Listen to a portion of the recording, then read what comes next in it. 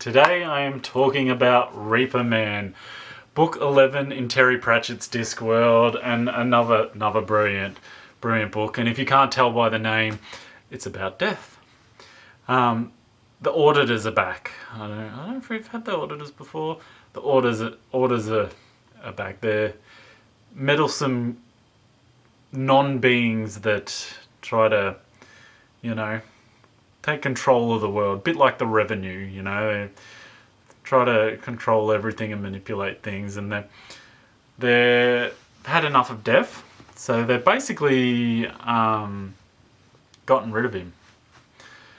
And basically given him time. He's scheduled to end. And, he's suddenly, after eons of ushering souls to the next life, when their lifetimer runs out, has basically got handed his own lifetimer, and so his time is done. So he disappears. He's not having it. And now, on the surface, that might seem like a good thing, suddenly no more death in the world, that's pretty cool. I think everyone we know has lost someone they loved or cared about, or someone they know at least, we not necessarily, some miserable people out there might not care about people, I don't know. But we all know someone that's died, surely we do. And so you'd say that no more death, not the worst thing ever, but for Windle, the wizard who's been waiting 130 odd years pretty much for his death, to when he doesn't die after his death day, because wizards know when they're going to die. It's a bit of a shock to the system. It's definitely a bit of a shock to the system. He doesn't quite know what to do with it after he digs himself out of his grave, and starts a bit of a chain reaction. Although for Windle, it's he's been basically, might as well have been dead for the last 50 odd years of his life. After he doesn't die when he was supposed to, he actually discovers life a little bit, which is a really cool part of this adventure. There's also this mysterious dark stranger rocks up in a little small farm out near the Round Tops, who's pretty good with a scythe, and helps the old Mrs. Flitlock, and so that's a bit of a conundrum and a bit of an odd one too. And that's what there's so many weird, quirky things in this story. The wizards are up in a tizzy because all this compressed life, like people aren't dying, people aren't succumbing to the natural order of things. So there's all this suppressed life, and this suppressed energy is exploding because it's not being ushered away into new things. So it's creating all this magical chaos, even though it's nothing to do with the wizards. The wizards are involved in trying to solve the problem, which is hilarious. The librarian trying to deal with Windle is hilarious. This is such a typical Terry Pratchett quirky book. It's brilliant, absolutely. Like, they're all brilliant. I've said that so many times. I'm going to say that 31 more times. No, 30 more times. 41? I'm going to say that 30 more times, I think.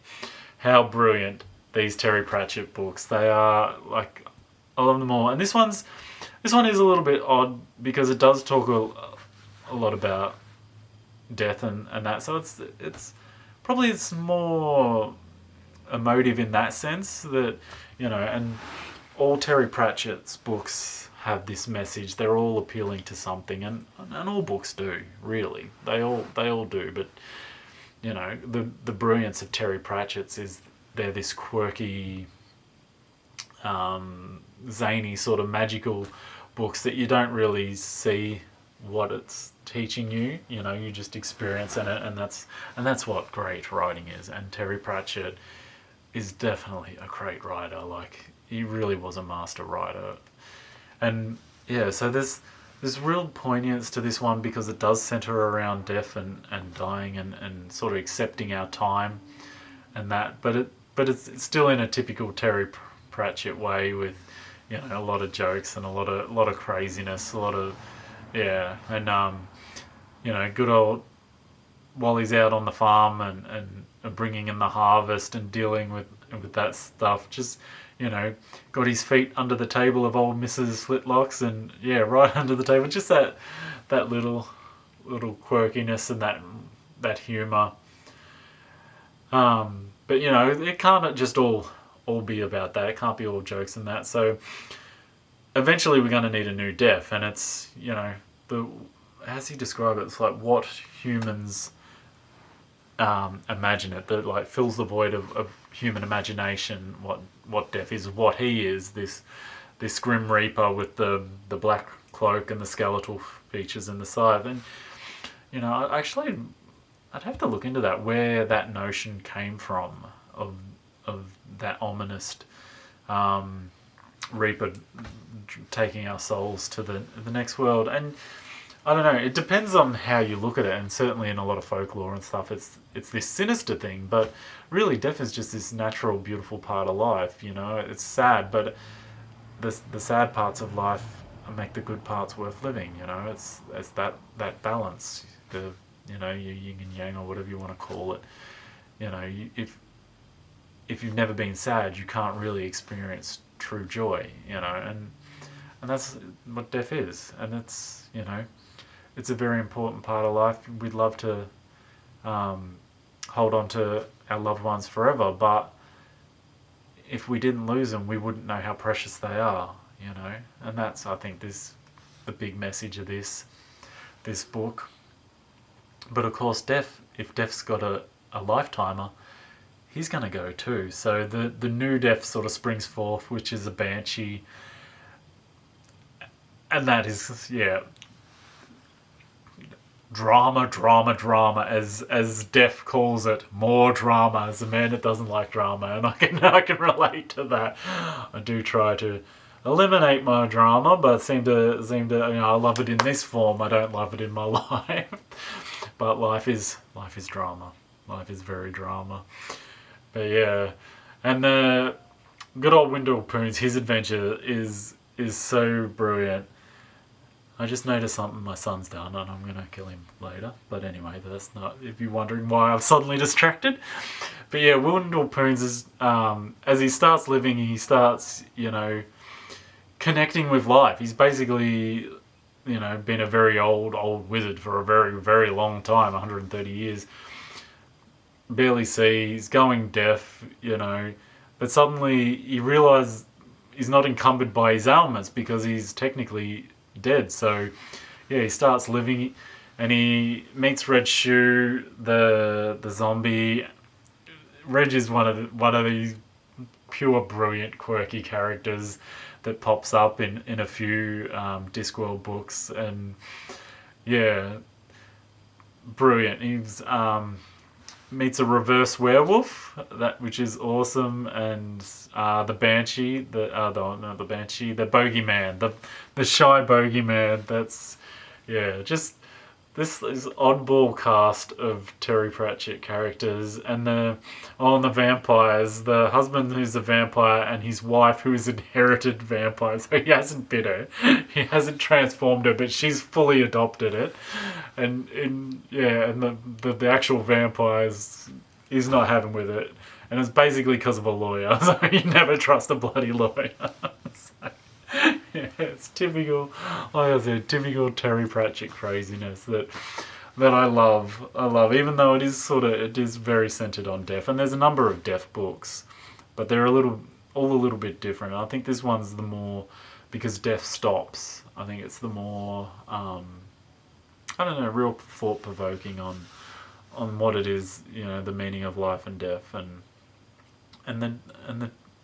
the treasure that we have in life because of death, you know.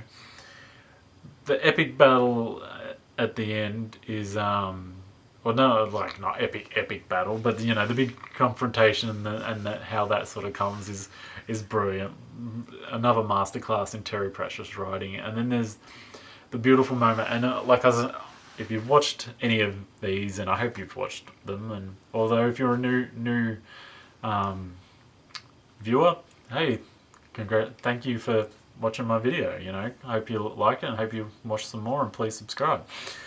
But you know, if you have watched them before, you know I don't like to do spoilers, or I try not to do too many spoilers of the big things. And there's this really, really beautiful moment at the end that I really love, and I would love to read it. I think when I did the because I already did Terry Pratchett's Life in Footnotes.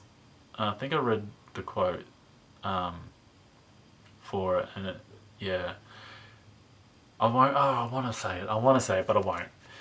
It's really beautiful moment at the end that I absolutely just love, and it's such Terry Pratchett. There's so much heart and joy in that moment. After all the zaniness, the craziness, there's just this pure little beautiful moment at the end that, you know, that's why he was great, because he could do the funny, he could do the quirky like no other, he could do the actual compelling page-turning mysteries. You know, they are genuinely good mystery stories, a lot of his books, they really are. And then they've got these pure moments of heart that, you know, I personally just love. I love, you know, every minute. And these are the reasons we read. This is why we have literature and poetry and songs to connect with these emotions and this beautiful heart of a story. And Terry Pratchett does that excellently every time, and he certainly does that in Reaper Man, book 11 of the Discworld. Feel free to flick this video a like. Happy reading, subscribe and follow for more.